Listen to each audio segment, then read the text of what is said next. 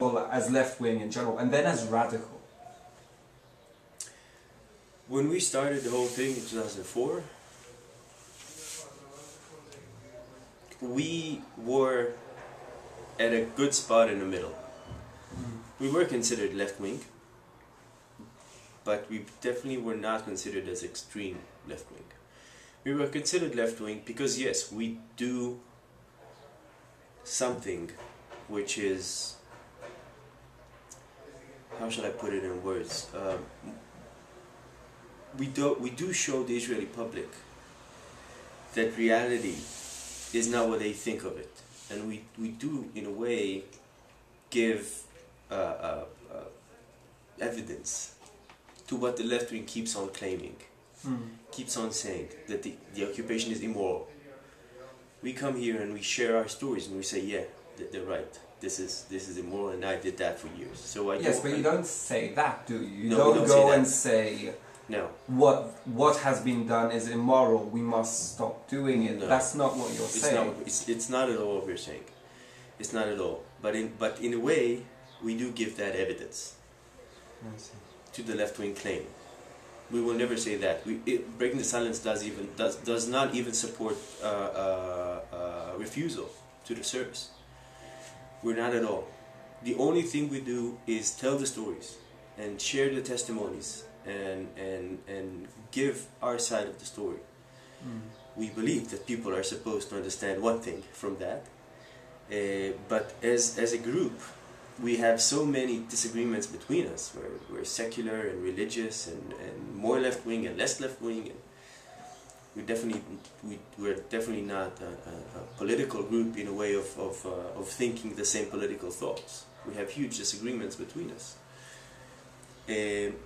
But I think that what had happened since we started breaking the silence in 2004 is that Israel went right-wing.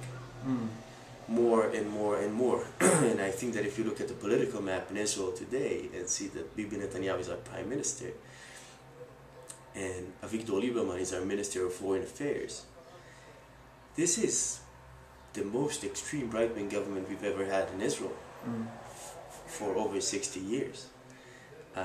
Israel Beitenu, Aychud Alumi, Mafdal, all those parties, all those right-wing parties, extreme right-wing parties are first of all in the coalition and are taking a huge part of the coalition. Our Minister of Foreign Affairs, Avigdor Lieberman, is as right-wing as it gets. And but then why would this...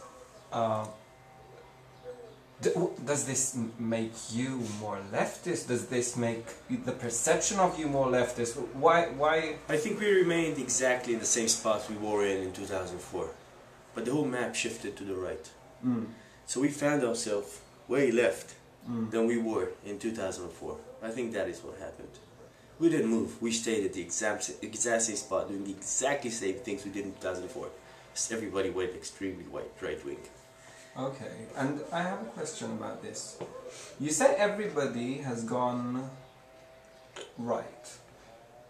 And what does that mean in terms of where we started? You saying that you're trying to see something of the gap. Do you think Israeli society going right is because of this blindness? Do people just not know and therefore it's easier for them to support it more fully?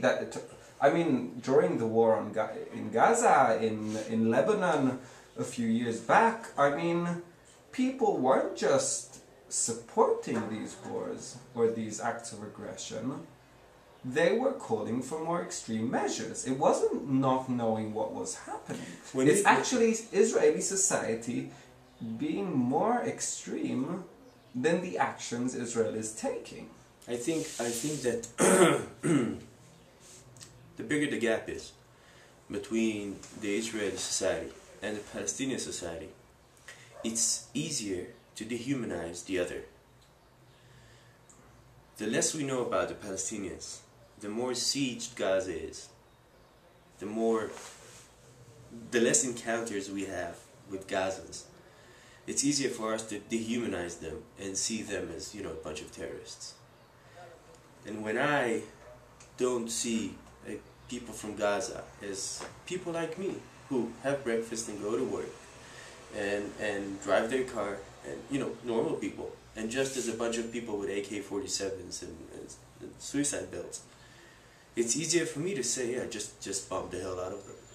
Well, this is maybe a bit of a critical question, and I hope this is okay, but then you choose to see Palestinian society exactly from that point of view. You're showing, and what you're offering is the point of view of soldiers. They might be soldiers who have I don't know if what their political ideas are, but it goes on being this point of view. You're not showing Palestinians. You're not offering something of Palestinian life. You're offering something of the reality of soldiers, of what soldiers are doing in the West Bank.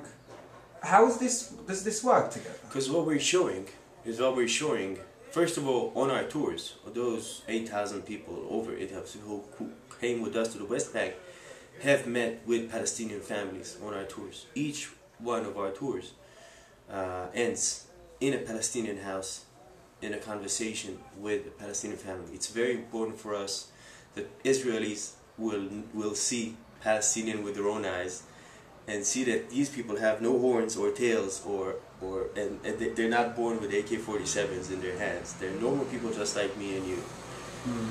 That's the first thing.